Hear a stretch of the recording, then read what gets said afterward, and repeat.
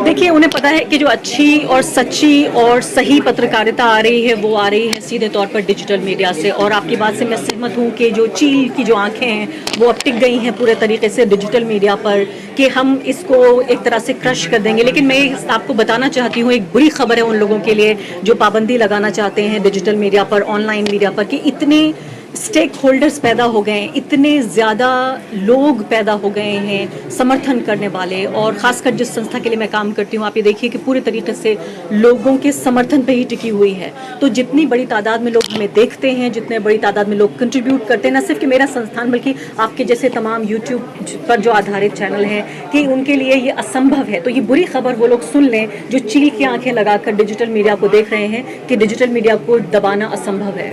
लगता है कि जो पत्रकार हैं वो संविधान के रक्षक नहीं हैं, बल्कि जो पूरा ये हिंदुत्व पर आधारित जो समाज बनाया जा रहा है, जो संविधान की खुलेआम हत्या हो रही है, जो लोकतंत्र को हम बिलखते हुए, किलसते हुए और तड़पते हुए देख रहे हैं, उस सब में एक तरह के एक फुट सोल्जर के तौर पे हम देख रहे हैं, सिपाहियों के तौर पे काम कर रहे हैं। मुझे सिर्फ एक अकेला पैरेलल याद आता है इतिहास में, वो है नाज़ी जर्मनी।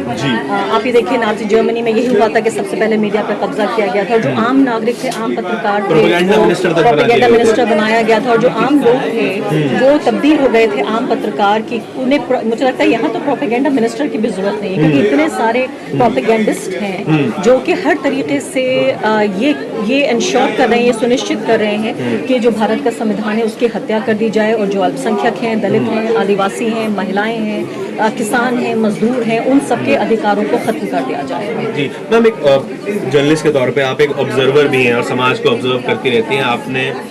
आपने विपक्ष की भूमिका को दिल्ली दंगों में या फिर किसी भी हिंसा में किस तरीके से देखा है? क्योंकि आवाज उतनी मुखरता से नहीं उठाई गई जितनी भी हिंसाएं हुई हैं देश में।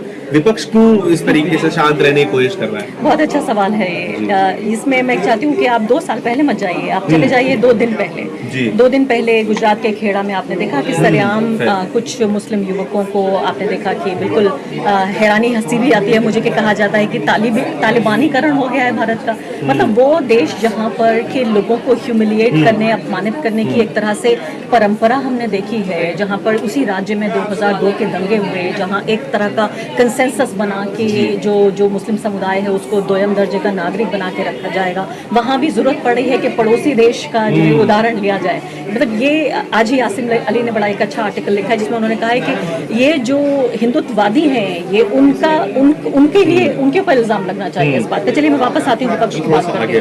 तो मैं ये कह रही हूँ कि उसमें आम आदमी पार्टी ने एक भी शब्द नहीं कहा है। आम आदमी पार्टी जो कि बड़े दावेदार के तौर पर उभर रही है कि गुजरात में वो वोट चाहते हैं गुजरातियों का।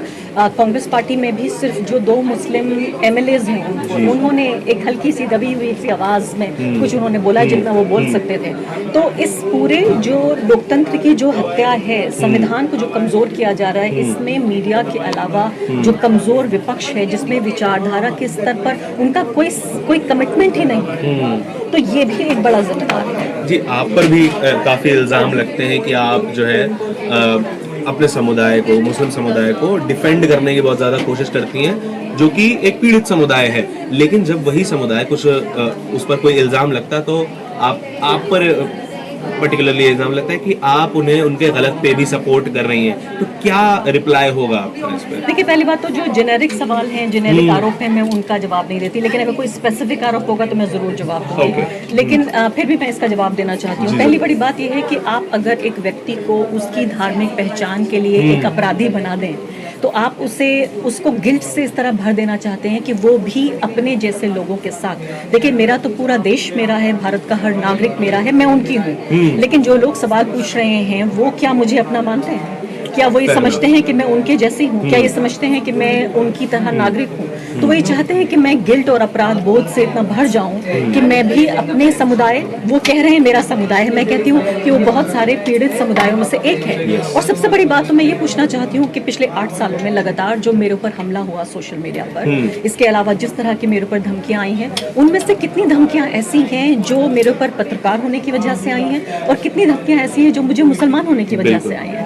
तो अगर आप मुझे परेशान करते हैं, मुझे धमकियां देते हैं, मुझे मेरा जीना दूभर करते हैं एक मुसलमान होने के नाते, लेकिन आप ये चाहते हैं कि सवाल तो मुसलमान के लिए आए लेकिन जवाब मैं मुसलमान की तरह ना दूं।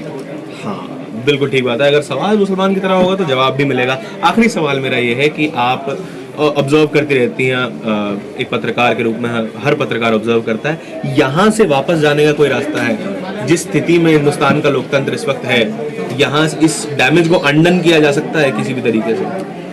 देखिए, बहुत ज़्यादा मैं आपको कोई ऐसी उम्मीद का सूरज तो नहीं देना चाहती, लेकिन मैं ये ज़रूर कहूँगी कि आज के भी कार्यक्रम में जितने लोग यहाँ मौजूद थे वो दियों की तरह जल रहे थे, और ये जो घना, बिल्कुल मैं कहूँगी नाउमीदी का जो अंधकार है, उसके बीच बहुत सारे ऐसे लोग हैं जो लोकतंत्र की रक्षा के लिए आगे बढ़ रहे हैं। बहुत सारे ऐसे लोग हैं जो ये समझते हैं, वो अलग बात है कि उनकी आवाज़ सुनने के लिए हमारे पास, सुनाने के लिए कैमरे नहीं हैं, माइक नहीं है, हमारे जो कलम है, हमारे जो पेन है, उसकी रोशनाई सूखी हो गई है कि हम उनकी आवाज़ हम लिख नहीं पा रहे हैं। लेकिन ऐसे लोगों की बिल्कुल कमी नहीं है जो लोकतंत्र की रक्षा के लिए अभी भी सारी कुर्बानियां देना चाहते हैं। मैं सिर्फ इतना समझती हूँ कि एक ऐसा वक्त है जहाँ हमें हर तरह की पेशेवराना जिम्मेदारियां और ऑब्लिगेशंस, मैं कहूँगी, उन सबको साइड में रख के, किनारे रखकर सिर्फ इस तरह से समझना होगा, क्योंकि जो एक अलग तरह का वक्त है, ये अभूतपूर्व समय है। इसलिए जो हमारी जिम्मेदारी है एक पत्रकार के तौर पे, वो भी बदल गई है। जो पत्रकारिता की किताब में आपने पढ़ा और मैंने पढ़ा, वो उस वक्त के हिसाब से थी जब उस वक्त के